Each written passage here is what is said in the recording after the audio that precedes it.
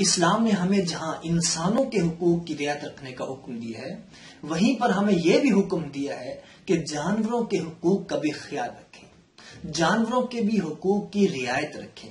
حضرت عبداللہ بن جعفر رضی اللہ تعالیٰ سے روایت ہے، وہ فرماتے ہیں دخل یوما حائطا من حیطان الانصار، آپ علیہ الصلوۃ والسلام ایک مرتبہ کسی انصاری کے باغ میں تشریف لے گئے، فاذا جمل، اچانک ایک اونٹ چلا رہا تھا اور اس کی آنکھوں سے آنسو جاری تھے، فمسح رسول اللہ صلی اللہ علیہ وسلم سراتہ وظفرہ، آپ علیہ الصلوۃ والسلام نے اس اونٹ کی پشت پر اور اس کی گردن پر ہاتھ پھیرا، تھپکی دی تو وہ اونٹ خاموش ہو گیا، چپ ہو گیا۔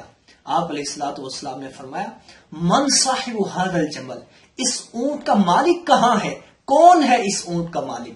تو ایک انصاری نوجوان تشریف لائے، انہوں نے فرمایا انہ لی یا رسول اللہ، اے اللہ کے رسول یہ اونٹ میرا ہے۔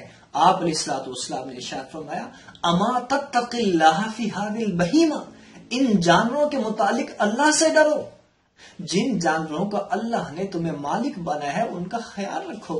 شکا الیہ انک تجیعہ وتدعبہ، اس اونٹ نے مجھے تمہاری شکایت کی ہے کہ تم اسے بھوکا رکھتے ہو اور اسے تھکا دیتے ہو، ان جانوروں سے اتنا کام لو جتنا تم انہیں چارہ کھلاتے ہو۔